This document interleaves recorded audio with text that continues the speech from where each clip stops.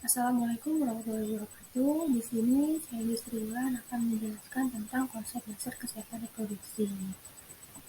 Yang pertama adalah sejarah kesehatan reproduksi. Sejarah perkembangan kesehatan reproduksi sudah dimulai dirintis sejak terjadinya peningkatan penduduk yang semakin cepat di banyak negara mulai menimbulkan keprihatinan. Pada tahun 1960, perkumpulan keluarga berencana mendapatkan dukungan banyak dari negara. Namun karena ada efek sampingnya, maka pada tahun 1975 sampai dengan 1985 timbullah isu kependudukan. Pada tahun 1975 dilangsungkan konferensi perempuan yang pertama yang mendiskusikan tentang isu perempuan.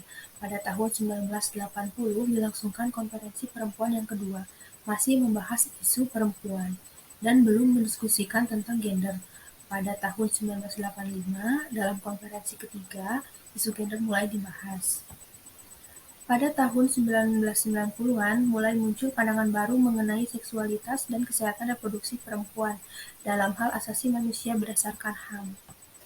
Hal ini ditandai dengan terselenggaranya beberapa konferensi internasional yang membahas masalah tersebut. Di antaranya, yang pertama itu ada konferensi menurut Wina pada tahun 1993 yang menyebutkan Konferensi Internasional tentang HAM di Wina tahun 1995 mendiskusikan HAM dalam perspektif gender serta isu-isu kontroversial mengenai hak-hak reproduksi dan seksual.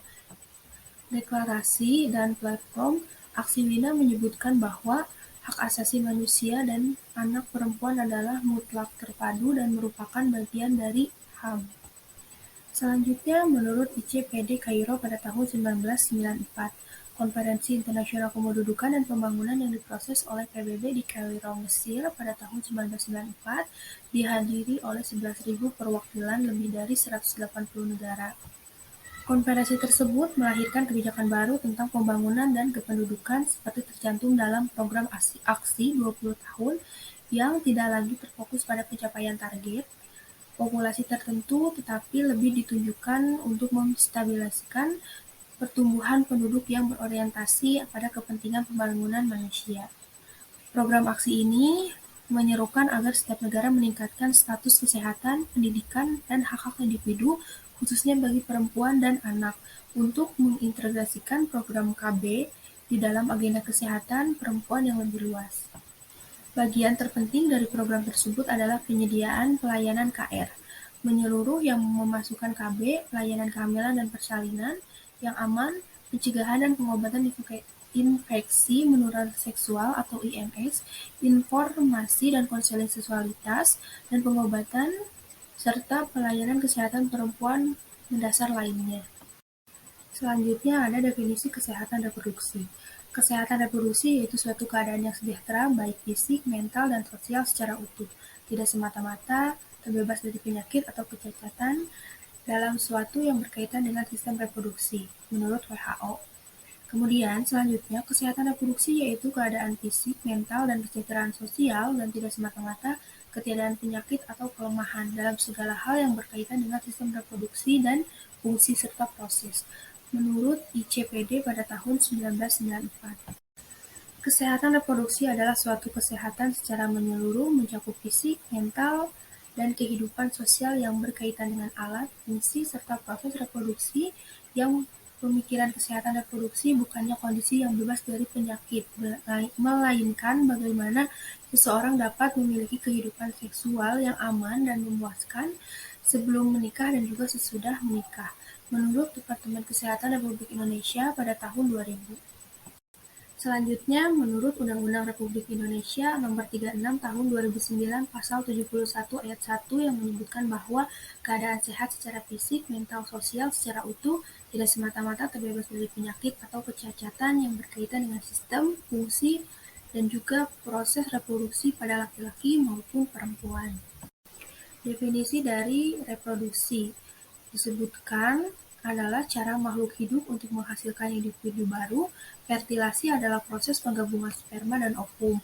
Pada manusia juga menghasilkan keturunan yang baru diawali dengan fertilasi, sehingga dengan demikian reproduksi pada manusia dilakukan dengan cara generatif atau seksual. Selanjutnya itu ada 4 komponen pada kesehatan reproduksi. Yang pertama itu kesejahteraan ibu dan anak. Peristiwa kehamilan, persalinan, dan juga nifas merupakan kurun kehidupan wanita yang paling tinggi resikonya, karena dapat membawa kematian. Makna kematian dari seorang ibu bukan hanya anggota keluarga, tetapi hilangnya sebuah keluarga. Selanjutnya ada upaya intervensi dapat berupa pelayanan antenatal, pelayanan persalinan, dan masa nifas. Upaya intervensi tersebut merupakan dimensi pertama. Kemudian, pada dimensi kedua adalah tempat, yaitu menghubungkan berbagai tingkat pelayanan di rumah, masyarakat, dan juga kesehatan.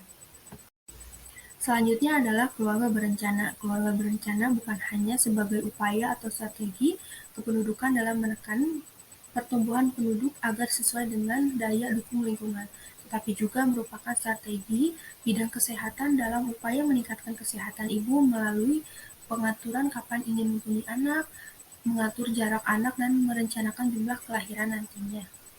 Yang ketiga, komponen kesehatan reproduksi pada remaja. Upaya promosi dan pencegahan masalah kesehatan reproduksi juga perlu diarahkan pada masa remaja, di mana terjadi peralihan pada masa anak menjadi dewasa, dan perubahan-perubahan dari bentuk dan juga fungsi tubuh terjadi dalam waktu relatif cepat. Hal ini ditandai dengan perkembangan tanda seks sekunder dan perkembangan jasmani secara pesat, menyebabkan remaja secara fisik maupun mampu melakukan fungsi proses reproduksi, tetapi belum dapat mempertanggungjawabkan akibat dari proses reproduksi tersebut. Kemudian yang keempat, komponen usia lanjut. Komponen ini dapat mempromosikan peningkatan kualitas penduduk usia lanjut pada saat menjelang dan setelah akhir kurun usia reproduksi, atau yang disebut juga menopause atau andropause. Upaya pencegahan dapat dilakukan melalui screening keganasan organ reproduksi, misalnya kanker rahim pada wanita, kanker prostat pada pria, serta pencegahan defisiensi hormonal dan akibatnya seperti kerapuhan tulang dan lain-lain. Yang selanjutnya adalah tujuan dari kesehatan reproduksi itu sendiri. Dibagi menjadi dua. Yang pertama itu tujuan umum dan juga tujuan khusus. Yang akan dijelaskan yang pertama adalah tujuan umum, yang memberikan pelayanan kesehatan reproduksi yang komprehensif kepada perempuan, termasuk seksual dan hak-hak reproduksi perempuan, sehingga dapat meningkatkan kemandirian perempuan dalam mengatur fungsi dan proses reproduksinya, yang pada akhirnya dapat membawa pada peningkatan kualitas kehidupannya. Yang kedua adalah tujuan khusus, dibagi menjadi tiga. Yang pertama itu ada meningkatkan kemandirian wanita dan memutuskan peran dan fungsi reproduksinya. Yang kedua, meningkatkan hak dan tanggung jawab soal wanita dalam menentukan kapan hamil, jumlah, dan juga jarak kehamilannya. Yang ketiga, meningkatkan peran dan tanggung jawab sosial pria terhadap akibat dari perilaku seksual dan fertilasinya kepada kesehatan dan kesejahteraan pasangan dan juga anak-anaknya. Kemudian selanjutnya ada sasaran kesehatan reproduksi. Ada dua, yang pertama itu sasaran utama dan juga sasaran antara. Sasaran utama yaitu laki-laki dan perempuan usia subur, remaja putra dan putri yang belum menikah. Kelompok resikonya karena pekerja seks atau masyarakat yang termasuk keluarga prasejahtera. Kemudian ada yang kedua, sasaran antara, yang bertugas adalah petugas kesehatan seperti dokter ahli, dokter umum, bidan, perawat, pelayan, atau pemberi layanan berbasis masyarakat. Selanjutnya yaitu siklus pada kesehatan reproduksi. Siklus kehidupan yang dimulai sejak dari cabang bayi di dalam rahim sang ibu, kemudian dilahirkan, kemudian masuk ke dalam masa kanak-kanak, remaja, dewasa, dan juga lanjut usia, kemudian sampai dengan meninggal dunia. Konsep pelayanan kesehatan reproduksi terpadu. Yang pertama itu untuk dapat memenuhi hak reproduksi individu, maka pelayanan program komponen Cashflow harus diselenggarakan secara terintegritas, holistik, dan berkualitas. Yang kedua, pelaksanaan pelayanan kesehatan reproduksi terpadu atau yang disingkat dengan PKRT bertumpu pada pelayanan yang dilaksanakan berdasarkan kepentingan dan kebutuhan klien sesuai dengan siklus hidup yang tadi mulai dari dalam kandungan sang ibu sampai dengan meninggal dunia. Selanjutnya adalah kebijakan dari pemerintahan. Ada hak-hak kesehatan reproduksi menurut Departemen Kesehatan Republik Indonesia pada tahun 2002. hak kesehatan reproduksi dapat dijabarkan secara praktis. Antara lainnya itu yang pertama, setiap orang berhak memperoleh standar pelayanan kesehatan reproduksi yang terbaik. Ini berarti penyedia layanan harus memberikan pelayanan kesehatan reproduksi yang berkualitas dengan memperhatikan kebutuhan klien, sehingga menjamin keselamatan dan keamanan klien. Yang kedua, setiap orang, perempuan dan juga laki-laki sebagai pasangan atau sebagai individu berhak memperoleh informasi selengkap-lengkapnya tentang seksualitas, reproduksi dan manfaat serta efek samping dari obat-obatannya, alat dan tindakan medis yang digunakan untuk pelayanan dan atau mengatasi masalah kesehatan reproduksi. Yang ketiga, setiap orang memiliki hak untuk memperoleh pelayanan KB yang efektif, terjangkau, dapat diterima sesuai dengan pilihannya tanpa paksaan atau tidak melawan hukum.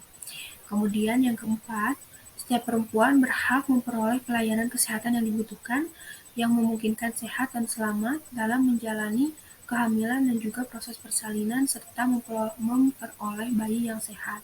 Yang kelima, setiap anggota pasangan suami istri berhak memiliki hubungan yang didasari dengan penghargaan. Kemudian yang keenam, terhadap pasangan masing-masing dan dilakukan dalam situasi dan kondisi yang diinginkan bersama tanpa unsur pemaksaan, ancaman, dan juga kekerasan. Seperti itu saja yang bisa saya paparkan. Bila ada yang ingin ditanyakan, silakan. Terima kasih. Wassalamualaikum warahmatullahi wabarakatuh.